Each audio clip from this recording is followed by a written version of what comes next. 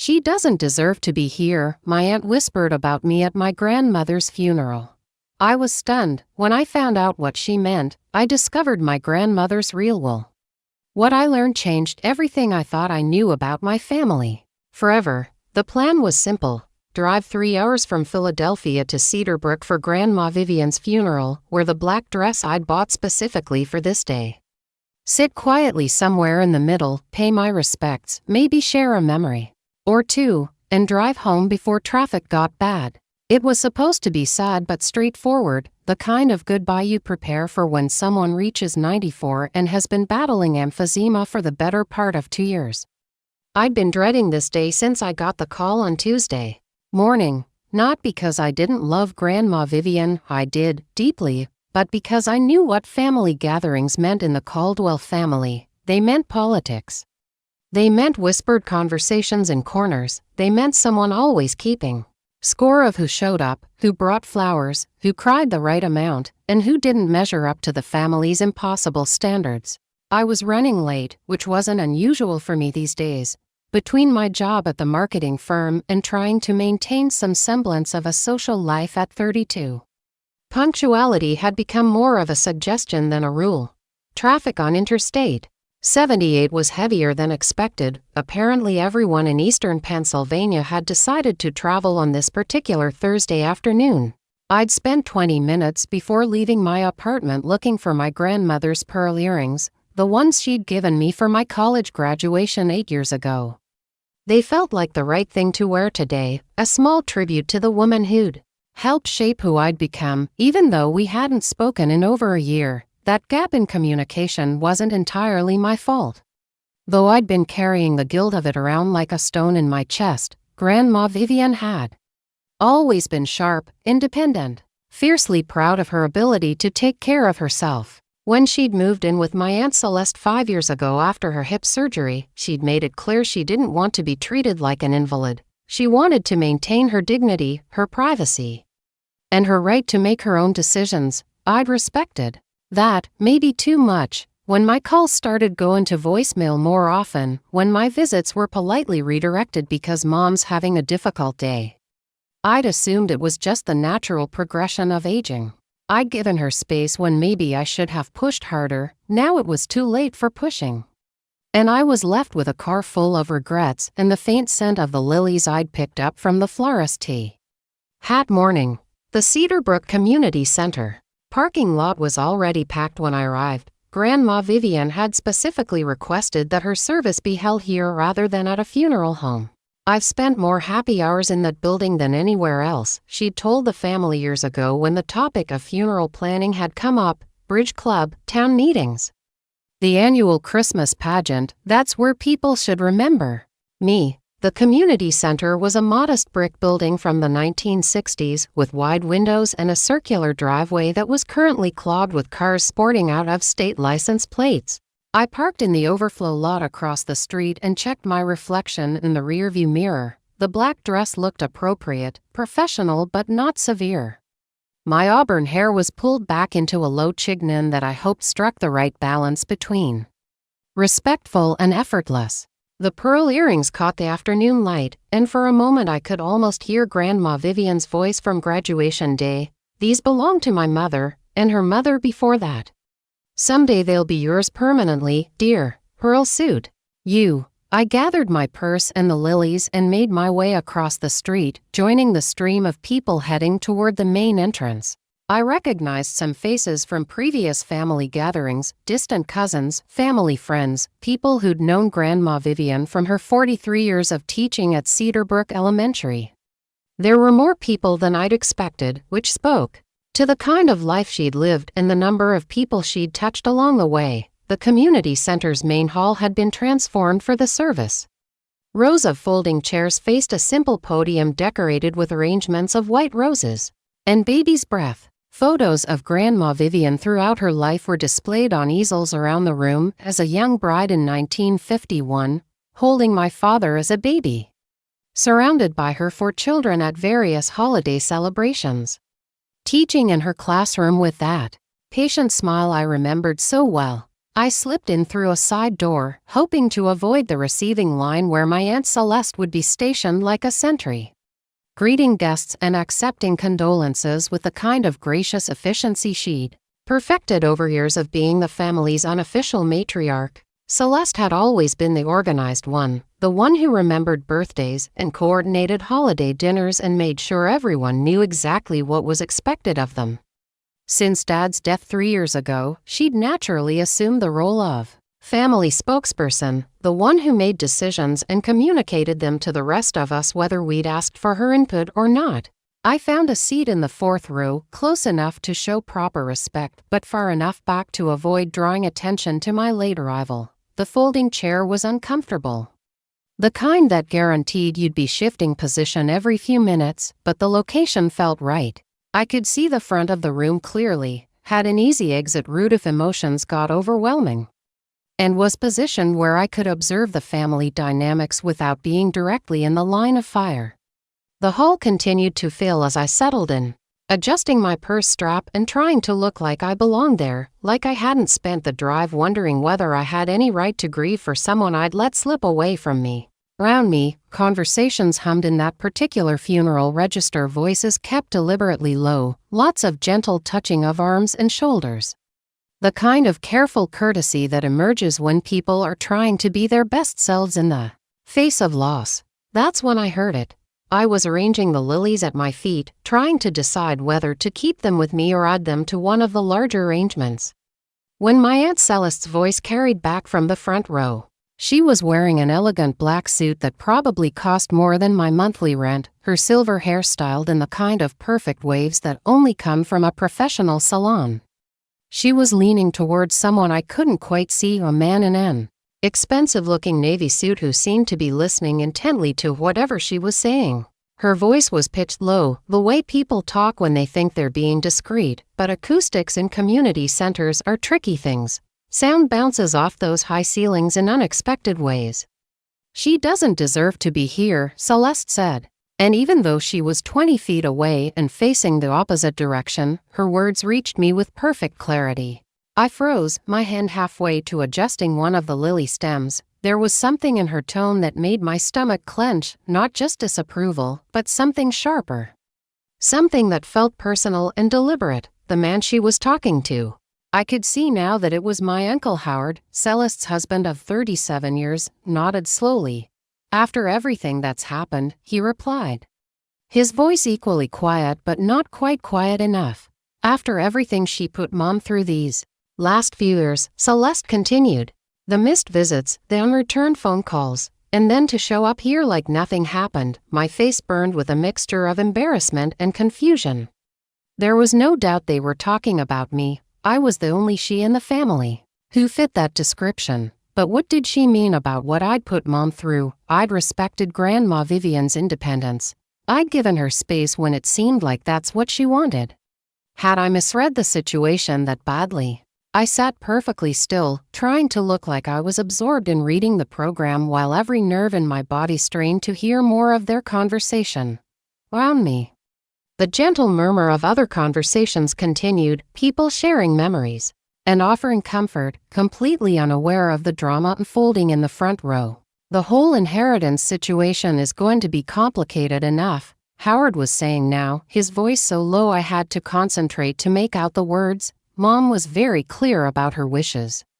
"But still, don't worry about that," Celeste cut him off, and something in her tone made me look up sharply. She was adjusting her pearl necklace, a gesture I recognized as her version of straightening her armor. "I've been handling Mom's affairs for years. Everything is exactly as it should be." There was a finality to the way she said it that sent a chill down my spine. Not just confidence, certainty. The kind of certainty that comes from being in complete control of a situation. Before I could process what I'd heard, the service began. Pastor Williams from the Methodist Church took the podium and began with a prayer. His deep voice filling the hall and effectively ending all private conversations. I tried to focus on his words about Grandma Vivian's life, her dedication to education, her love for her family, her 60 years of service to the Cedarbrook community. He talked about her vegetable garden that she'd maintained until she was 90, how she'd continued tutoring struggling readers well into her 80s. The way she'd made everyone who entered her home feel welcome and loved, but all I could think about was Celeste's words echoing in my head. She doesn't deserve to be here. The thing is, there was a part of me that wondered if she was right. I hadn't been the perfect granddaughter. Especially not recently.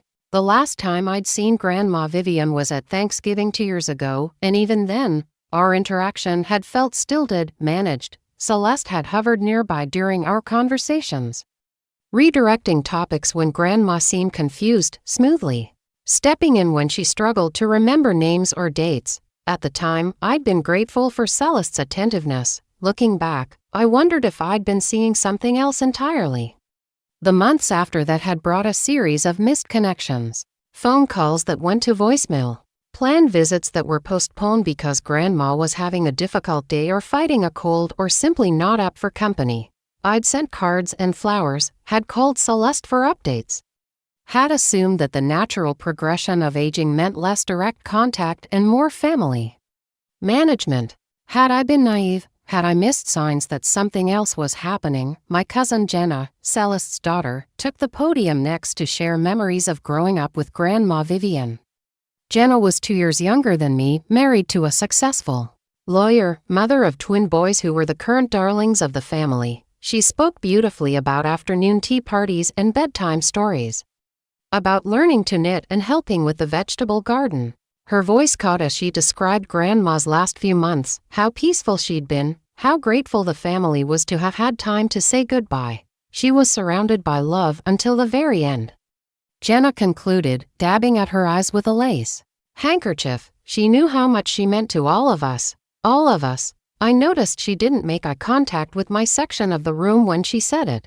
More family members spoke, sharing stories that painted a picture of a woman who'd been deeply loved and carefully tended in her final years. Celeste had arranged for a beautiful slideshow of photos, set to Grandma Vivian's favorite hymns.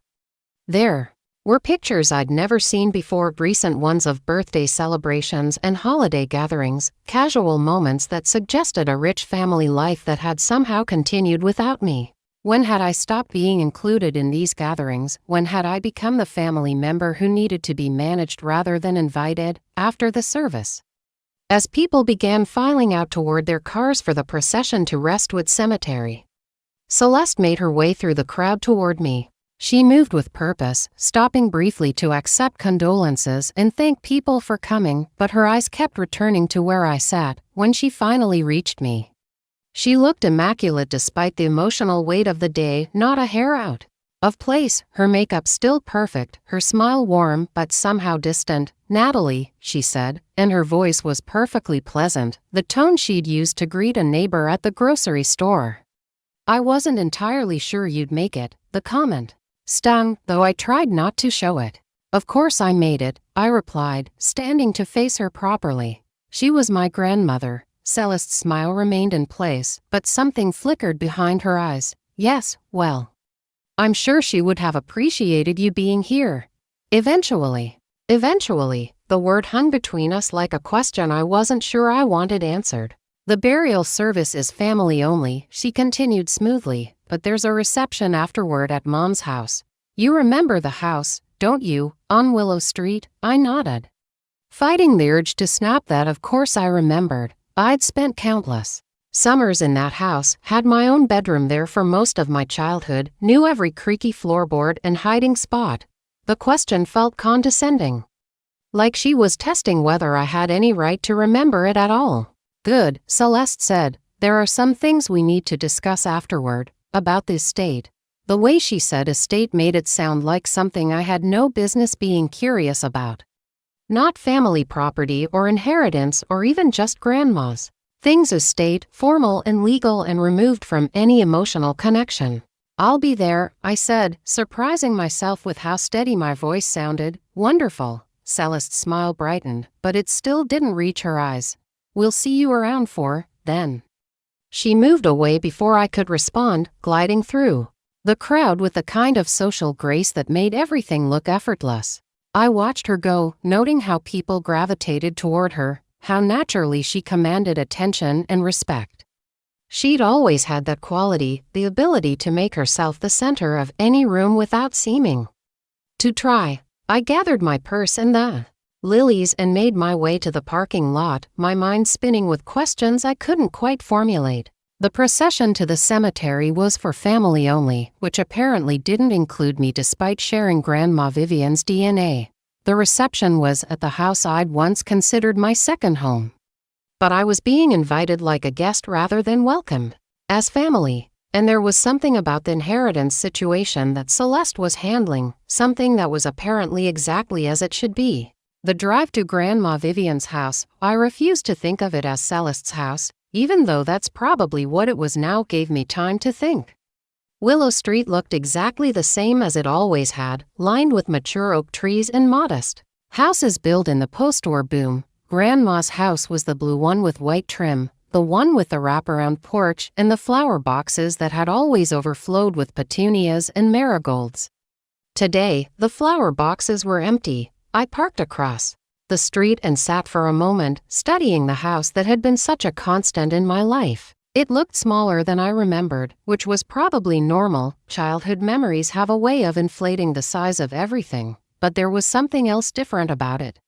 Something I couldn't quite put my finger on. It took me a few minutes to realize what it was. The house looked lived in, but not in the way it had when Grandma Vivian was truly living there. The porch furniture was different, new wicker pieces that looked expensive but impersonal. The garden was immaculate but somehow sterile, like it was being maintained by professionals rather than someone who loved getting dirt under their fingernails. Cars were already lining the street when I arrived, and more were pulling up as I watched. I recognized some of them from the community center, but there were others I didn't know, newer cars, luxury models that seemed out of place in this modest neighborhood. I took a deep breath, gathered my courage, and crossed the street to face whatever was waiting for me inside the house where I'd once felt completely at home. The front door was standing open, and I could hear the murmur of conversation and the clink of china coming from inside. I climbed the familiar steps, noting that even the porch boards felt different under my feet, sturdier, like they'd been recently replaced. When I stepped through the doorway, I was hit with a wave of nostalgia so strong it almost knocked me backward. The house still smelled like Grandma Vivian, a mixture of lavender sachets, lemon oil furniture polish, and the faint sweetness of the vanilla candles she'd always loved. But underneath those familiar scents was something new, something that smelled like expensive perfume and fresh paint. The living room was full of people I half recognized, eating small sandwiches and speaking in hushed tones about what a wonderful woman Grandma Vivian had been. I accepted a cup of coffee from someone's teenage daughter and tried to blend into the crowd, listening to stories about bridge games and church committees and volunteer work at the local hospital. But even as I smiled and nodded and shared my own memories when prompted, part of my attention was focused on the house itself. Everything looked subtly different, not wrong exactly, but not quite right either. The furniture was the same, but arranged differently. The family photos were still displayed, but there seemed to be fewer of them, and they were clustered in different spots. And there were new things, expensive things that definitely hadn't been there during my last visit 2 years ago. A crystal chandelier hung in the dining room where there had once been a simple brass fixture. The kitchen had been updated with granite countertops and stainless steel appliances that looked like they belonged in a magazine rather than in the home of a 94-year-old woman on a teacher's pension. I was studying a new oil painting in the hallway, something abstract and expensive-looking that was completely unlike anything Grandma Vivian would have chosen when Celeste appeared at my elbow. "Lovely, isn't it?" she said, following my gaze to the painting. "Mom picked it out last year, said she wanted to try something different." I nodded, though something about the statement didn't ring true. Grandma Vivian had been many things, but experimental with home decor wasn't one of them. She'd favored landscapes and family photos, things with personal meaning rather than artistic pretension. She had wonderful taste, I said carefully. She did indeed. Celeste sipped her tea, studying me over the rim of her cup. "Why don't we step into the study? There are some things we should discuss privately." The study had been Grandpa Raymond's domain before he'd passed away 12 years earlier. It was a small room lined with built-in bookshelves, dominated by an oak desk that had been in the family for 3 generations. This room, at least, looked exactly as I remembered it. Same leather chair, same green desk lamp, same collection of books about local history and farming techniques that Grandpa had loved. Celeste settled into the chair behind the desk, Grandpa's chair, Grandma's chair, and gestured for me to take one of the wooden chairs facing it. The positioning felt deliberately formal, like a job interview or a performance review rather than a family conversation. "I wanted to talk to you about Mom's will," Celeste began without preamble. "I know this is a difficult time, but these things need to be addressed sooner rather than later." I nodded, not trusting myself to speak. Part of me had been wondering about this moment since I'd gotten the news of Grandma's death. Not because I was expecting anything, or at least not because I thought I deserved anything after my absence from her life, but because wills and inheritances have a way of revealing family dynamics that usually stay hidden. Mom was very specific about her wishes, Celeste continued, opening a manila folder that had been sitting on the desk. She wanted to make sure her assets were distributed to the people who had been most important to her in her final years, the people who had truly been there for her. The emphasis on truly been there felt like a slap, though Celeste delivered it with the same pleasant tone she'd been using all day. "Of course," I said, proud of how steady my voice sounded. "That makes perfect sense," Celeste smiled, and, for the first time all day, it seemed genuine. "I'm glad you understand. Some people might find it disappointing." But Mom was very clear about her priorities. She pulled a document from the folder, several pages of legal-looking text with signatures and official seals. "The house, of course, comes to me, since I've been living here and caring for her. The bulk of her savings and investments are being split between myself and Jenna, with smaller amounts going to Howard and the grandchildren who maintain regular contact." I waited for her to mention my name, but she seemed to have finished, and I prompted, "And that's it, really." Celeste folded the document and returned it to the folder. "There are some personal items, jewelry, photographs, things like that will be distributed among the family members who were closest to her. I'll let you know if there's anything appropriate." The dismissal was so complete, so final, that for a moment I couldn't process it. I'd expected a token inheritance, maybe a piece of jewelry or a few $100s. I hadn't expected to be written out entirely. "She didn't leave me anything?" I asked, and hated how small my voice sounded. Celeste's expression softened, but in a way that somehow made everything worse. "Oh, sweetheart, I know this is hard to hear, but Mom felt, well, she felt that actions have consequences. The last few years were difficult for her, and she noticed who was present and who wasn't. I tried to visit," I said, the words coming out more defensively than I'd intended. "Every time I called, you said she wasn't feeling up to it." "Did I?" Celeste tilted her head, as if trying to remember. "Well, there were certainly times when she wasn't well enough for visitors. But there were many times when she asked about you, wondered why you never came around anymore." The guilt hit me like a physical blow. Had I been waiting for invitations that were never coming? Had I misread the situation so completely? I should have tried harder, I admitted. "Yes." Celeste agreed, and the gentleness in her voice made it worse than anger would have been. "You should have. But it's too late now, isn't it?" We sat in silence for a moment, the weight of missed opportunities pressing down on the room. Finally, Celeste stood, signaling that the conversation was over. "I hope you understand," she said. "Mom loved you, but love isn't always enough to overcome hurt feelings and neglect." I nodded because I didn't know what else to do. Maybe she was right. Maybe I had failed Grandma Vivian in ways I was only now beginning to understand. Maybe the whispered comment at the funeral hadn't been cruel, maybe it had been accurate. But as I followed Celeste back to the reception, something nagged at me. Something about the conversation felt incomplete, like there were pieces missing from the story she was telling, and something about the house, about all those expensive updates and changes, didn't quite add up with the narrative of a frail elderly woman making final decisions about her estate. As I said my goodbyes and prepared to leave, accepting condolences and sharing final memories with the other guests, One thought kept circling through my mind. What if there was more to this story than Celeste was telling me? What if Grandma Vivian had left behind more than one will? 3 days later, I couldn't stop thinking about that conversation in the study. Something felt wrong, not just disappointing, but genuinely off. Grandma Vivian had always been sharp, independent, stubborn about her decisions. The woman who'd taught me to trust your gut before you trust anyone else wouldn't have made these choices without good reason. That's when I remembered the safety deposit box. When I was 16, Grandma had taken me to First National Bank of Cedarbrook to add my name as an authorized user.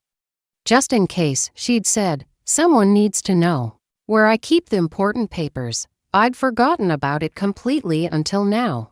The next morning, I drove back to Cedarbrook with the old key she'd given me years ago, still on my keychain. The bank manager looked surprised when I presented my identification and explained what I needed. Mrs. Caldwell's box, she asked. But her daughter was just here yesterday to clear it out. My stomach dropped. Clear it out, yes, she had the proper documentation. Said the family was handling this state. The manager paused, studying my face. Is there a problem? I'm an authorized user, I said, showing her the paperwork. I'd like to check if anything was missed. What we found changed everything. Hidden behind a false back panel that Celeste had apparently missed was a manila envelope marked Natalie, open only if something seems wrong. Inside was a second will, dated 6 months after the one Celeste had shown me. This one left me the house, half the assets, and a letter that made my hands shake as I read it. My dearest Natalie, it began. If you're reading this, it means Celeste has shown you the fake will I was forced to sign. She's been stealing from me for 2 years, threatening to put me in a nursing home if I didn't cooperate. The house renovations, the expensive art wall, purchased with my money for her benefit. I've been pretending to be confused when she's around, but I'm perfectly clear about what's happening. You stopped visiting because she told you I didn't want to see you. I've missed you terribly. Please, don't let her get away with this. The letter included account numbers, documentation of the financial abuse, and instructions to contact her real lawyer, not the one Celeste had used for the fake will. I sat in that bank vault and cried for the grandmother I'd failed to protect, and the 2 years of visits I'd been manipulated into missing. Then I called a lawyer. The confrontation happened a week later. Celeste's face went white when I walked into the family meeting with legal representation and the real will. She tried to claim the letter was fake, that Grandma was confused, that I was being manipulative, but bank records don't lie. Neither do signatures authenticated by handwriting experts. Celeste had been slowly draining Grandma's accounts, using the money for renovations that increased the house's value, then forging a will to leave everything to herself. She'd isolated Grandma from family members who might notice, controlling her environment completely. The criminal charges came later. Elder abuse, forgery, theft. Celeste lost everything: her reputation, her freedom, and any claim to Grandma's estate. I got the house, but more importantly, I got the truth. Grandma Vivian hadn't forgotten me. She'd been protecting a final secret that would expose the daughter who'd betrayed her trust. The real will included one final instruction: don't let anyone tell you that you don't deserve to be somewhere you belong. Sometimes family isn't about blood, it's about who shows up when it matters. And sometimes the people you trust most are the ones who hurt you deepest. I kept the house on Willow Street, restored Grandma's garden exactly as she'd loved it, and filled those empty flower boxes with petunias and marigolds, because I deserved to be there after all.